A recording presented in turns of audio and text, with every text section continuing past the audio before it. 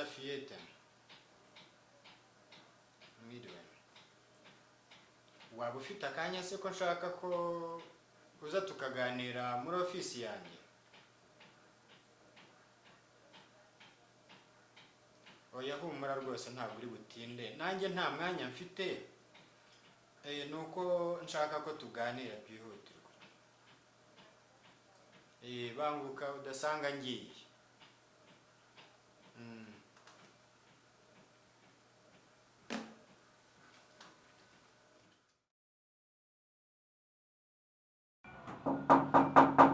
Yego injira.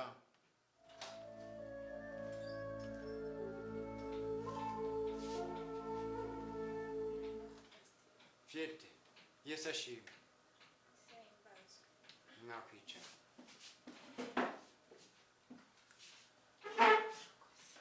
Fiyete umeze neza nta kibazo? Ikibazo kirahari. Ni ikihe? Ni ikibazo nuko ntwite. Uratinyuka ukanabivuga? Mumbabarire ni ukuri pasi. Fiyete, iyo nkuru yarambabaje kandi n'ubu iracyambabaza.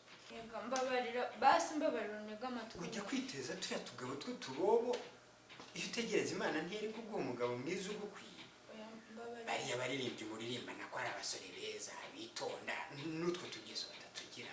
Imana ntiyari kuguha umugabo mwiza ugukwiye. Ni ukuri mbabarira. Mbabarira nyumve untege amatwi. Murasebeje. Ngaho ngereye matakira ngo yawe numve. Ntuzi wa mugabo turirimbana muri korali, Paparo muri korali? Ndamuzi. Nagiye kumusura arwaye. Mama Rombi icyo gihe ntabwo yari ahari. Nyuma nyine byaje kugeraho ambwira nyine ko ashaka ko turyamana. Yesu we.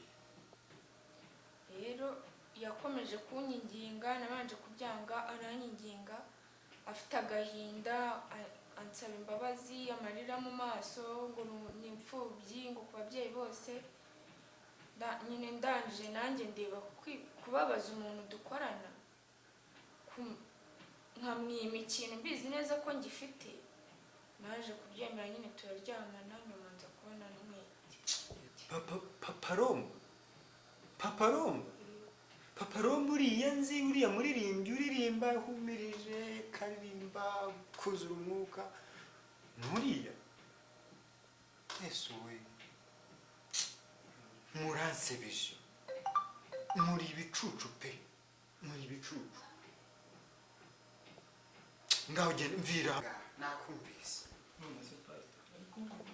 Basi pasite mutubabarire. Oya mvira wowe n'iryo habara ryawe. Ndaza gushaka ukuntu ubwo buraya bwanyu mugabanye. Muzongera kudusebereza korali. Ariko ni ukuri njye nsabye imbabazi. Genda tuzabyigaho.